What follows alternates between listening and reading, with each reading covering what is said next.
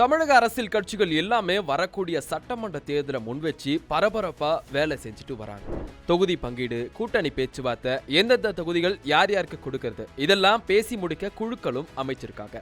குறிப்பா மத்திய அமைச்சர் அமித்ஷாவின் தமிழக வருகை தள்ளி போவதற்கான காரணம் தொகுதி பங்கீடுகளை முடிச்சிட்டு போகலாம் அப்படின்ற பிளான்ல இருக்காராம். அதாவது 2026 தேர்தலில் திமுகவை மீண்டும் ஆட்சியில் உட்கார வைக்க கூடாது அப்படின்றதுல அதிமுக கூட்டணி தீவிரம் காட்டிட்டு வராங்க. இப்படி இருக்கும்பொழுது அண்மையில கூட்டணி தொகுதி பங்கீடு குறித்து எடப்பாடி பழனிசாமி கிட்ட பாஜக தலைமை தரப்பு பேச்சுவார்த்தை நடத்தியதா சொல்லப்படுது. அதுல எடப்பாடி பழனிசாமி அதிமுகவுக்கு 170 தொகுதிகளும் மீதி இருக்கக்கூடிய 64 தொகுதிகள்ல கூட்டணி கட்சிகளுக்கு ஒதுக்கப்படும் சொன்னதாகவும், அதுக்கு டெல்லி தலைமை அதெல்லாம் முடியாது, 150 தொகுதிகள்ல நீங்க போட்டியிட்டுக்கோங்க, மீதி 84 தொகுதிகள்ல கூட்டணி கட்சிகள் போட்டியிடட்டும் சொன்னதா தகவல்கள் வெளியாகி இருக்கு. அந்த 84 தொகுதிகள்ல பாஜகவுக்கு 40 தொகுதிகளும், பாமகவுக்கு 15, தேமுதிகவுக்கு 10, அமமுகவுக்கு 8, மீதம் இருக்கக்கூடிய 11 தொகுதிகளில் மற்ற கூட்டணி கட்சிகளுக்கு ஒதுக்கலாம். இப்படி பண்ணாதான் பாமக தேமுதிகவும் நம்மளோட கூட்டணிக்கு வருவாங்க அப்படின்னும்,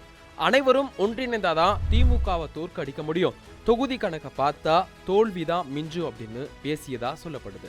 அப்ப கூட எடப்பாடி பழனிசாமி 40 தொகுதிகளை பாஜகவுக்கு கொடுக்க முன் வரல அப்படின்னும், வேணும்னா 5 குறைச்சு 35 தொகுதிகளை எடுத்துக்கோங்க.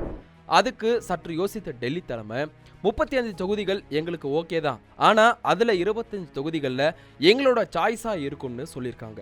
இதுக்கு எடப்பாடி பழனிசாமியும் டபுள் ஓகே சொல்லியிருக்காருன்னு தகவல்கள் வெளியாகி இருக்கு. ஆனா பாஜகவுக்கு கொங்கு தென் மண்டலங்கள்ல செல்வாக்கு அதிகம், இதனால அந்த மண்டலங்கள்ல இருக்கக்கூடிய தொகுதிகளை பாஜக கேட்கக்கூடும்.